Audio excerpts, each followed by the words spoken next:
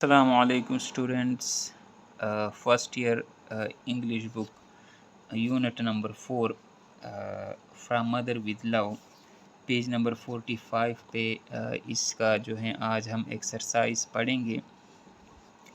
तो यहाँ पर पेज नंबर 45 पे उन्होंने लिखा है कि वोकेबलरी एंड ग्रामर कहते हैं कि मीनिंग को आप देखिए डिक्शनरी में और उसके जो एंटोनिम्स हैं यानी इन के जो अपोजिट्स हैं वो आप फाइंड करें और जो एग्जैक्ट वर्ड हैं अब यहाँ पर फ़िक्रे के सामने आप लिखें। तो उन्होंने lazy, vengeful, vain, snobbish, sympathetic, arrogant, ambitious और प्राउड जो हैं वो लिखा है।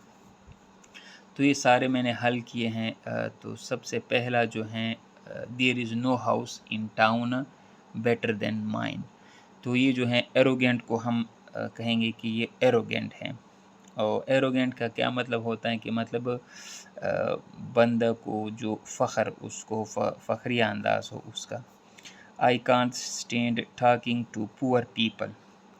तो ये स्नबिश आता है, स्नबिश घमंडी को कहते हैं, यानी मैं गरीब लोगों के साथ नहीं बात कर सकता। तो ये स्नबिश आगे इसके सामने। My son did really well in his exam. Proud यानी वो फ़ख्र महसूस करता है अपने बच्चे पर। Oh my hair looks wonderful today.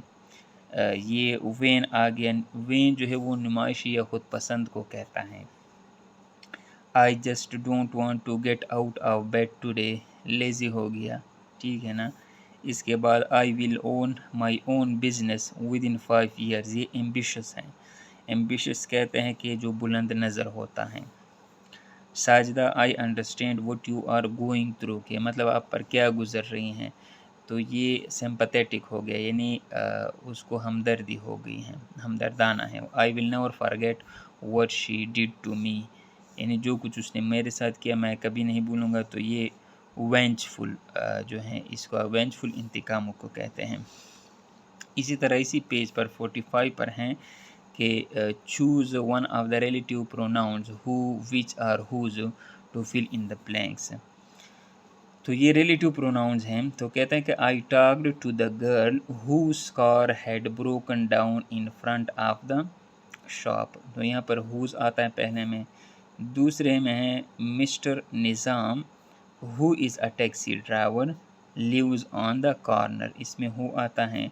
I live in a house in Hayatabad which is in Peshawar. तो विच आ गया तो हमें पता है कि विच जो है हु का मतलब है जो, विच और हुज जिसका या जिसकी जो पोजीशन ज़ाहिर करता है।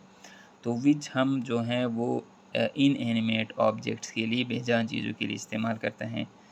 This is the girl who comes from Spain. ये वो लड़की हैं जो स्पेन से आई हैं। That is Abrar the boy who has just arrived at the airport. जो कि अभी अभी जो है एयरपोर्ट पर आया है। इसी तरह अभी पेज नंबर 46 पे छठे नंबर पर हैं। Thank you very much for email which was very interesting. तो ईमेल मैंने आपको कहा था कि जो मतलब इन एनिमेट ऑब्जेक्ट्स के लिए हम विच इस्तेमाल करते हैं।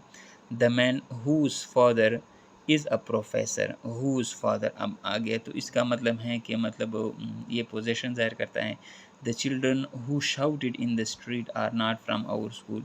वो बच्चे जो मतलब स्ट्रीट में शाउटिंग करते हैं, चीखते हैं, वो हमारे स्कूल से नहीं हैं। The car whose driver is young man is from Ireland. जिसका ड्राइवर जो है यानी पोजीशन ज़ाहिर करता है, यंग मैन है, वो क्या है वो उससे हैं।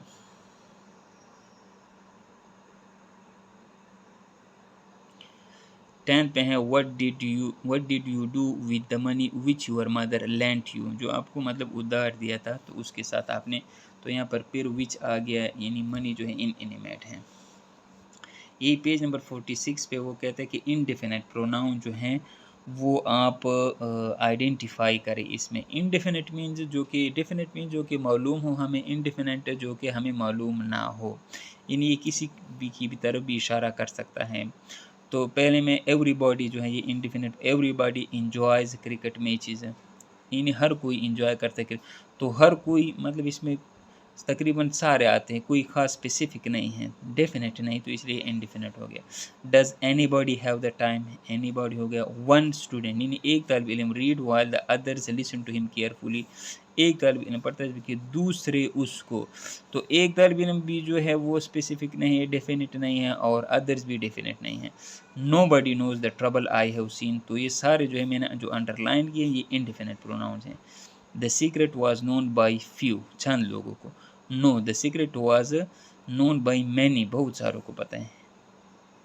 Calculus is too hard for some, कुछ लोगों के लिए।